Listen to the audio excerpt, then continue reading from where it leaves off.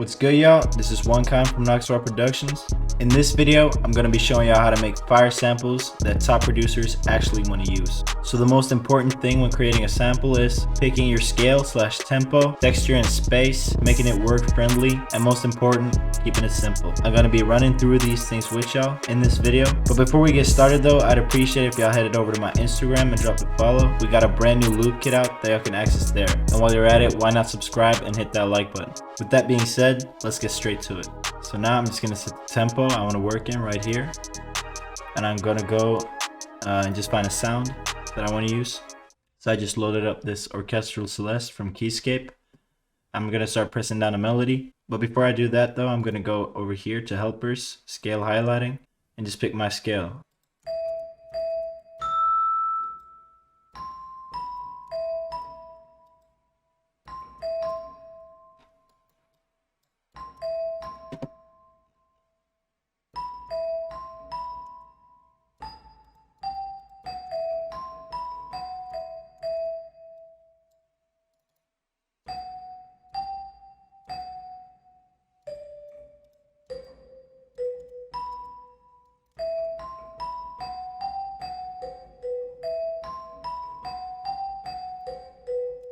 So now we just got this basic pattern right here.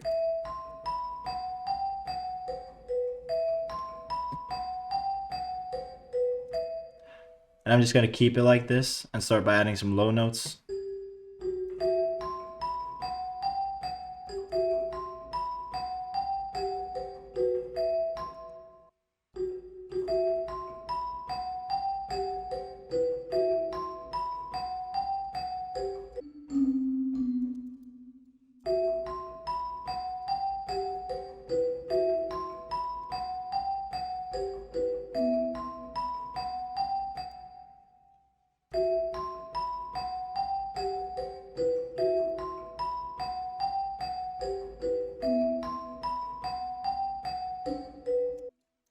So yeah, just something basic to start off with. I'm actually going to pitch this up by 2 semitones. I'm going to hold shift on my keyboard and use the up arrow. So now I just got into higher pitch. I'm also going to go into here and change my scale. So I actually just rendered out the whole sample just by itself. And I'm going to put it in my mixer track and just start doing some basic post-processing. So one of the most popular post-processing plugins for samples is RC20. I'm not going to be using RC20 for this tutorial. I'm going to be using this plugin right here. If you have this plugin, you already know how good it is. But so here's the sample without the plugin.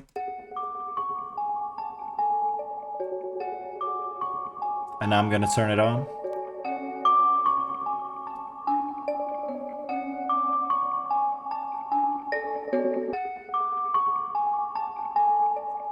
So yeah, it just livens up the melody a lot, you know, brings out some of the frequencies, and it just makes it sound a whole lot better.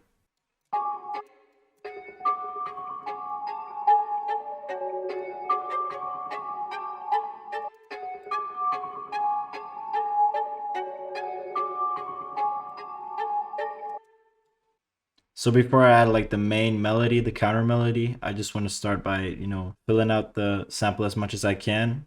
There's a couple of ways to do this. You could use Omnisphere and use the textures playable, or you could find like a pad or just another sound to just layer on top of what you already have.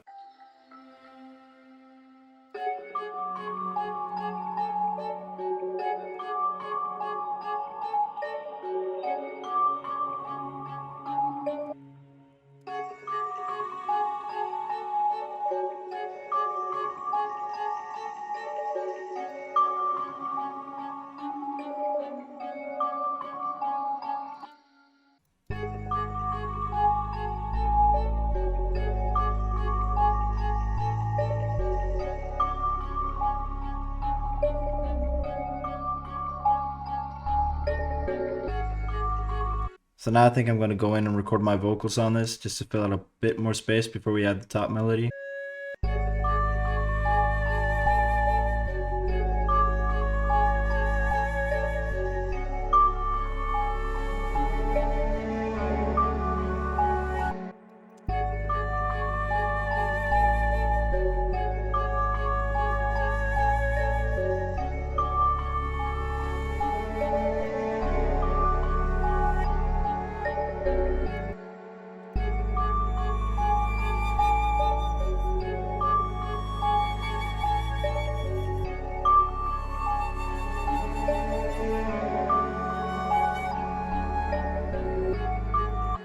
So now that I have all the parts that I need, I'm actually going to go in and just do a bit of post-processing and leveling and all that stuff. And then I'm going to render this out, and I'm going to show you how to flip your own samples so that they're ready to put drums on.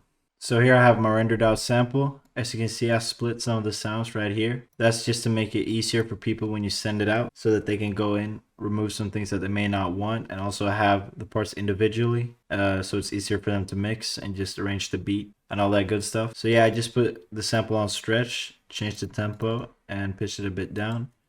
And this is what it sounds like.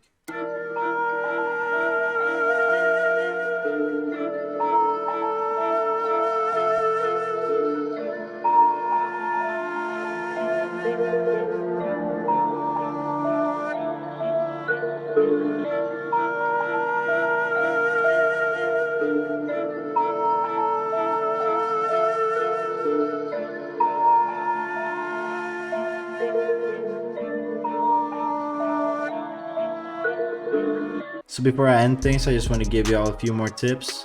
When you guys are rendering out your samples and sending them over, make sure y'all send them in MP3. MP3s don't really take up a lot of space, so it's easier for producers to access them. And also make sure y'all name the sample with the BPM and the key, just to help them out, just so that they know what scale they're working at. With that being said, thank you guys so much for watching. I'm out.